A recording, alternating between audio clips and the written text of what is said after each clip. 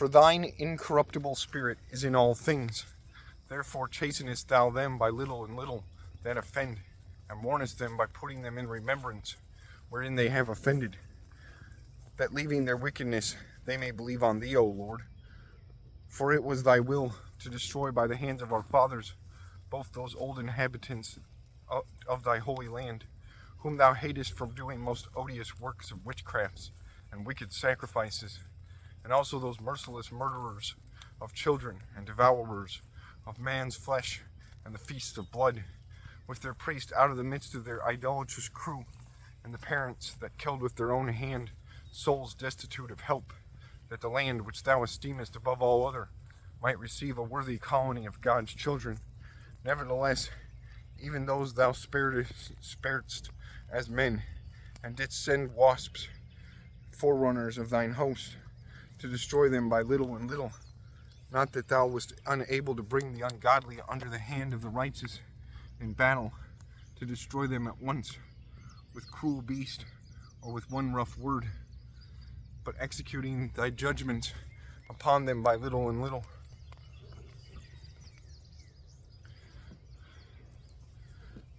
Thou gavest them place of repentance, not being ignorant that they were a naughty generation, and that their malice was bred in them, and that their cogitation would never be changed.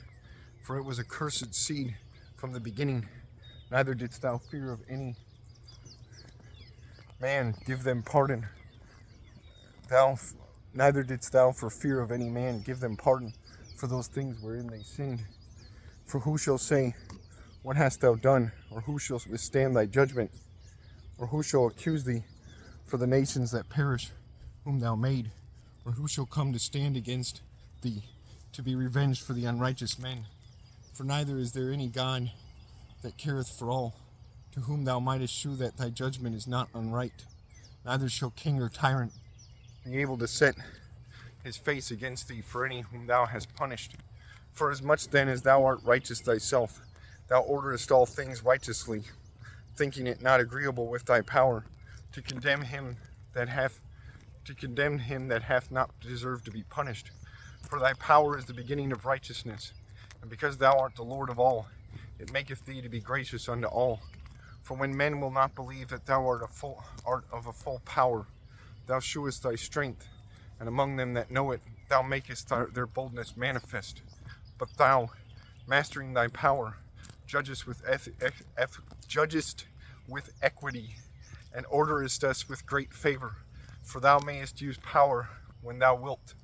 But by such works hast thou taught thy people that the just man should be merciful, and hast made thy children to be of a good hope, that thou givest repentance for sins.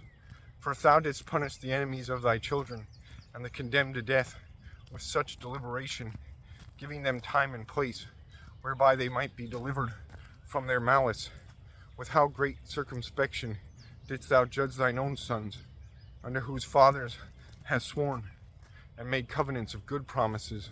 Therefore, whereas thou dost chasten us, thou scourgest our enemies 1,000 times more, to the intent that, when we judge, we should carefully think of thy goodness, and when we ourselves are judged, we should look for mercy. Wherefore, whereas men have lived dissolutely and unrighteously, thou hast tormented them with their own abominations. For they went astray very far in the ways of error, and held them for gods, which even among the beasts of their enemies were despised, being deceived as children of no understanding. Therefore unto them, as to children without the use of reason, thou didst send a judgment to mock them. But they that would not be reformed by that correction wherein he dallied that with them, shall feel a judgment worthy of God. For look for what things they grudged when they were punished, that is, for them whom they thought to be gods, now being punished in them when they saw it, they acknowledged him to be the true God, whom before they denied to know, and therefore came extreme damnation upon them.